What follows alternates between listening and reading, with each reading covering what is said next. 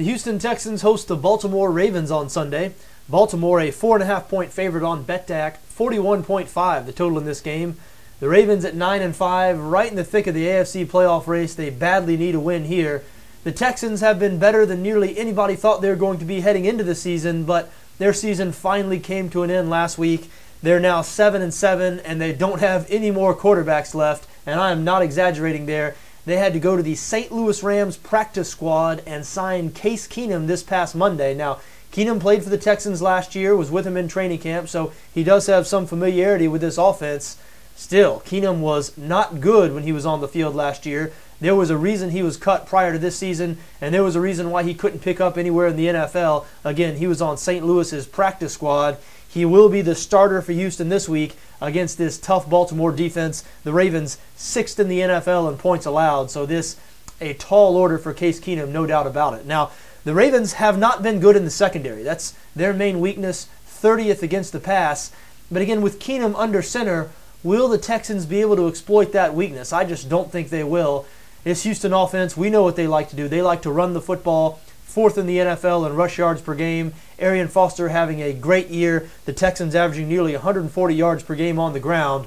But it's going to be tough sledding against this Baltimore defense. The Ravens, so good against the run. 3rd in the league against the run. They surrender just 84.3 rushing yards per game. So if the Texans have any chance of keeping this one close, and again, they are a 4.5-point home dog, I think it's going to be their defense that has to do the heavy lifting. And this Houston defense, they certainly have some talent on that side of the ball. J.J. Watt, the NFL's best defensive player. They're 7th in the NFL in points allowed, but they do surrender some yardage. 24th in yards allowed, 26th against the pass. So you would think that this Baltimore offense, which is top half of the league in every major statistical category, they do rank 8th in points scored, you'd think they'd be able to have some success against this Houston defense because, again, the Texans not particularly good against the secondary.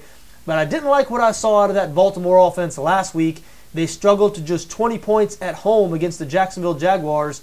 Houston is better defensively than Jacksonville.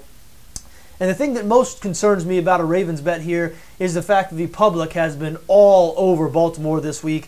The Ravens have been one of the most popular public bets of the week out in Vegas ever since this line was released.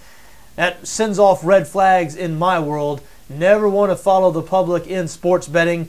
But you know what? The public is not always wrong, and I just cannot bring myself to get behind the Texans with Case Keenum as their starting quarterback facing the Baltimore Ravens in a game that the Ravens absolutely must have. So I do lean towards Baltimore minus 4.5 here. I will say, though, if you like the Texans in this spot, if you're leaning towards a Houston bet, I think the under works hand in hand with a Houston bet, because I think the only chance the Texans have of keeping this one close, as we mentioned a couple of minutes ago, is if their defense is able to shut down this Baltimore offense. And that might happen. Like we said, Baltimore was not very good last week against the Jacksonville Jaguars. The Texans are top 10 in the NFL in points allowed. So this could be an ugly, low-scoring game. If you're looking at a Houston bet, again, I think it makes a whole lot of sense to bet Houston and bet the under. The total is 41.5 in this game. As for me, though, I cannot trust the Texans with Case Keenum at quarterback. I do lean towards Baltimore in this game. I'd be really surprised, frankly, if Baltimore were to lose this game, and I think they most likely will cover the 4.5-point number.